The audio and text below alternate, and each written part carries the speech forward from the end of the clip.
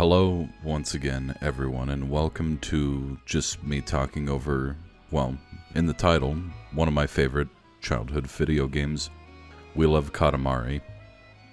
God, this is a old game, but what's being shown is a remaster, and we'll get to that in a moment, but for now, I was sick, but I did some yard work because of a whole long story, and I got horrifically sunburnt. I am a white gentleman, and I turned Neapolitan afterwards.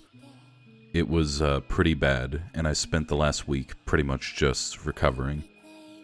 So I didn't really have anything lined up to really fill up the absence, so here we are. I'll just be taking the opportunity to, just talk a little bit more about myself, get to understand each other. And there's a few things. One is, why We Love Katamari, which is, I remember the day we went down as a family to the big city near us, because I lived in a very remote town growing up, and I'm not foolish enough to tell you where I live now. But we went down there to do a lot of shopping, and I remember, I think it was about 2006, that I just found a used copy of We Love Katamari for the PlayStation 2, and I don't know what caused me to look at it and just be like, hey, you know what? This seems like a good game to play. And my brother and my mother were very supportive of it, and we bought it and brought it home. And from there, it's history. That's why I'm playing it right now as the B-roll for me just talking. Something about playing the game, it just really relaxed me and opened up my mind to video games being creative while not having to be sensical, I guess.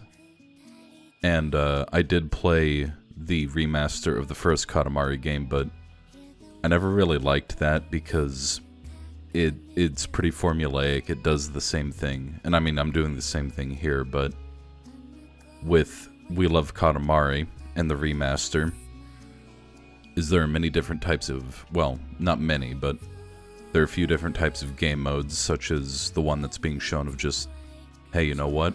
Roll up some fireflies and look good doing it.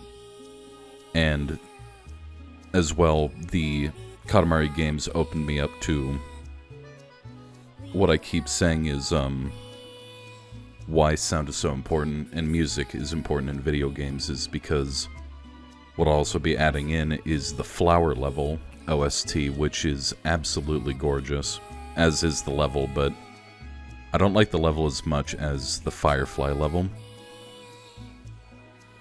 But just to wrap all that up, this game is a really core childhood memory of mine with my brother and my mother.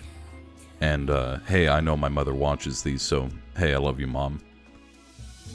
And for a little bit more of a personal story is, hey, while I'm here, I'll just tell you about how I came up with my YouTube username of John the Cynic, and it's not really what you expect. It's probably better to be fleshed out another day, but when I was a very small man, little wee lad, I saw a show called, I think, maybe Atomic Betty, or something like that.